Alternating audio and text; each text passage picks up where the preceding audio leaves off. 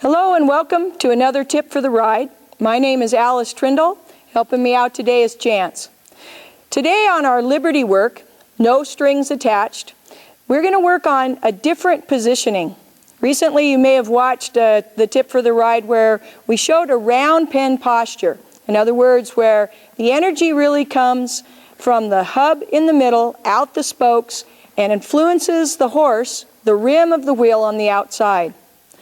Today we're going to take and change our geometry just a little bit and think more on straight lines. See if I can get the horse to keep his shoulders up a bit more, to drive more straight. In other words, his outside feet staying on the outside railroad track, his inside feet staying on the inside, tracking up with some good energy and leading us up to a little bit of engagement. Let's review again a couple of the things for Liberty work. Just like in the round pen positioning, I still need to see his eyes and his ears, have his attention before I can start off on a square pen geometry. Next, I again want to check to make sure I have a safe facility. You may think that, well, I can't do square penning because all I have at home is a round pen. Just see the geometry in straight lines. We're working on putting our shoulders in the same position as the horse's shoulders. Our hips in the same attitude as the horse's hips. We're looking at flowing along with them on an inside straight line as they pick up an outside straight line. In other words, see in your mind's eye two big rectangles here. And I'm going to see if I can put him out on his outside railroad track and I could stay on my inside much smaller square or rectangle. Also with our any Liberty work, you need to go through your horseman's protocol. Make sure you're here, take that deep breath, see a clear picture of what you're going to be asking of your horse. Set that up, allow it to happen, and then reward it when it does. Now, what would be the advantages of doing square penning over round penning? Well, one of the things I see, particularly as people, quote, lunge their horse or even do some Liberty work, is they'll tend to not reach in and change the posture of their horse when they are falling in on their shoulder or their hip is winging out to the outside. Their nose is to the outside, their hip is to the inside. In short, their horse is out of balance. It's not straight. It's not tracking up.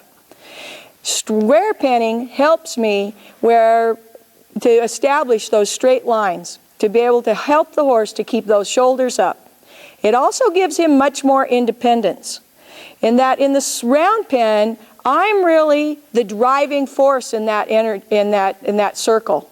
In square penning, my energy comes from far behind the horse. It's like I'm rolling that energy up and a wave is coming from behind. He has to put his nose and his shoulders out there first on that line. My energy is far ahead of his, not something that he's leaning in on, but something that is going parallel with him. It helps to establish straightness and confidence in your horse. So let's get started with a little square penning. Liberty work in a square kind of geometry. I'll start pretty much the same way as I did with the round pen. I want him to shift his weight back, tip his nose in the direction of travel, lift up that front foot, and then shape him to send that energy forward. Once I get a good flow started, I'll move from a round pen posture into picking up more of a straight line. At the same time, I'll take a little different position with my whip. Instead of it being as a sword in my hand, I'll turn it inside like a ski pole or like a dressage whip. And I need to maybe move my feet a little more than I did when I was the center of attention in the round pen posture. So let's go ahead and start Chance off here. I'll see if I can send him off, back him up, send him off here. Now right here I've got a nice flow, so I'm going to go ahead and pick up my straight line. About right here, I'll take a half halt, a deep breath. And again, a deep breath. A deep breath. Notice that my whip can help roll that energy far behind him. It's more of a ground riding posture. It also helps me to learn about weighting, W-A-I-T, on this outside of my body a bit. Step, pivot, go. Step, pivot, go. I lost him a little bit, so I can wake my feet up just a bit. And out we go. I'll pick up my straight line.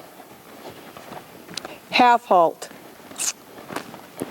He says, I'm going to go back through here. So I'm not quite feeling what it's like to not have you to lean in on. I want him to project his energy, show his light down his railroad track out of his chest. I need to do the same thing with mine.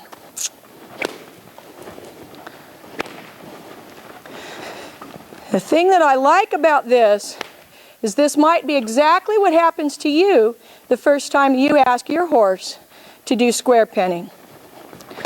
It's okay. Once they start learning it and following your body language, you'll note that your horse's shoulders stay up better than they do in the round penning.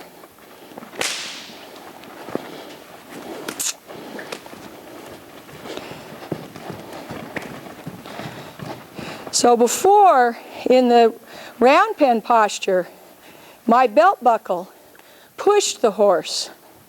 Here, my belt buckle projects straight ahead. The whip is what brings them through the corner.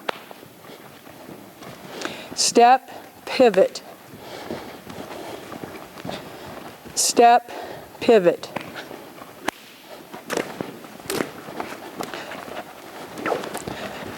I'm not going to let him through there. Now I'll pick up my square again.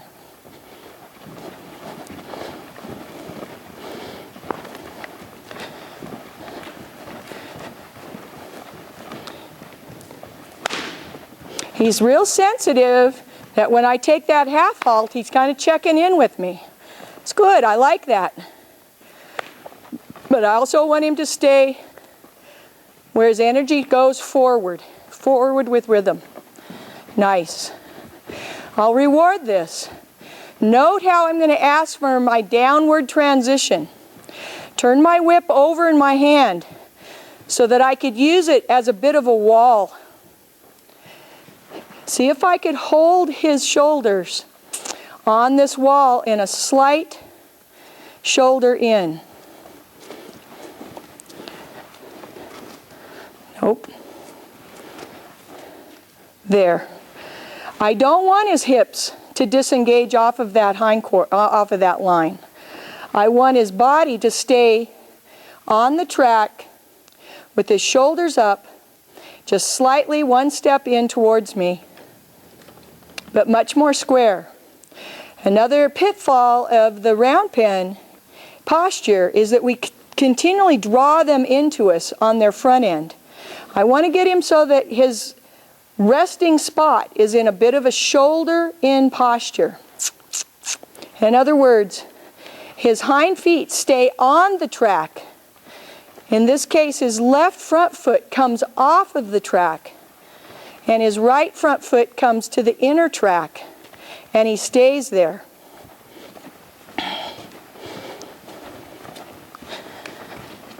Good. In my square penning, instead of drawing the horse into me to change direction, I tend to ask the horse to go away from me because it keeps his hindquarters up underneath him and keeps that danger of him falling in, pulling himself into me out of the picture. I want him to think about bringing his hindquarters and his energy from behind his hindquarters underneath him. So as I change direction here, I'll bring my whip to the outside. I'll draw on his hips a bit Send those shoulders on through. Now pick up my straight line.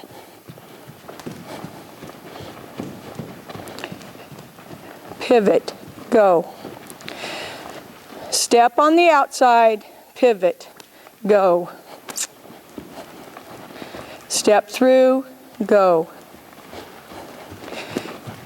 Bring my balance a little out, go. Turn my shoulders early, go.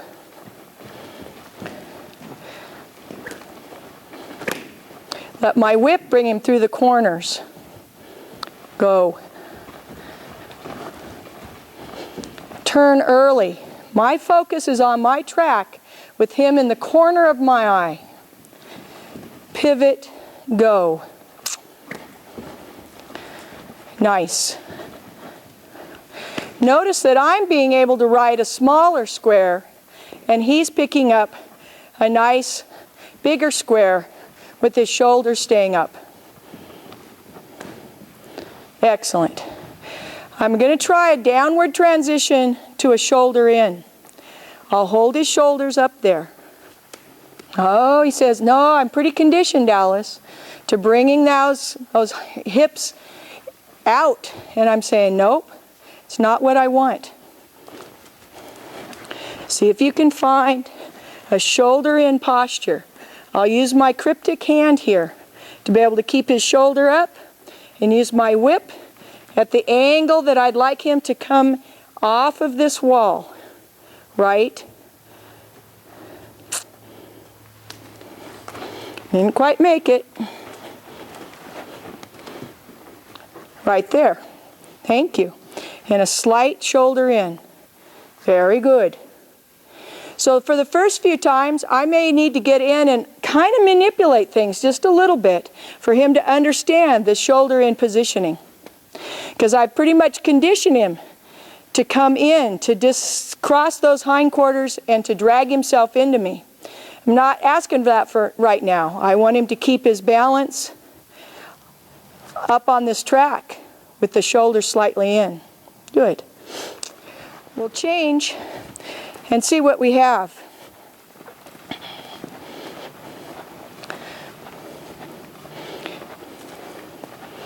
I'm on a straight line, he's on a straight line. I'm on a straight line, he's on a straight line. Half halt, I'm on a straight line. There, he found his way through that corner. Very nice. Let's see if I can change my positioning and stop him in the shoulder in without sending him out. Very nice. Good, right here. No, right here. My fault. Tapped him with that whip a bit. Wait for this to happen. Use my cryptic hand right here. Bring your shoulder slightly in. Thank you. Right here. Nope. This door's closed. I just want the shoulders slightly in, not a haunches in.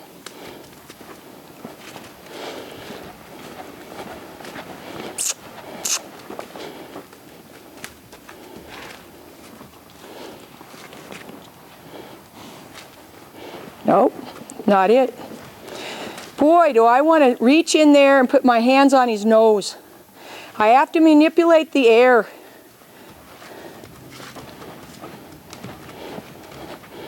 And wait for him to find this. Better. Thank you. Good. Nice. Change my intentions and let's ride forward this way. Good. I want to get this so that I can work with my horse both in close proximity, and he could also read that at much greater distance. It may work well for you to start this with your lead rope and halter on to help establish a square pen feel. If I'm starting some younger horses or restarting a horse, I'll do quite a little bit of this, ground riding, to see if they could get the feeling of following my body language. And then I might check it out.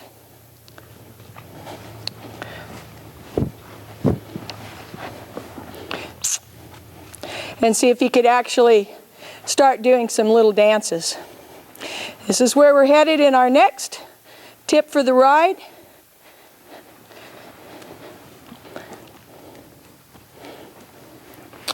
I hope you can come join us. Until then, go out and enjoy some liberty work. No strings attached, both in a round pen posture, and now work up to a square pen. Thanks for joining us. See you next time.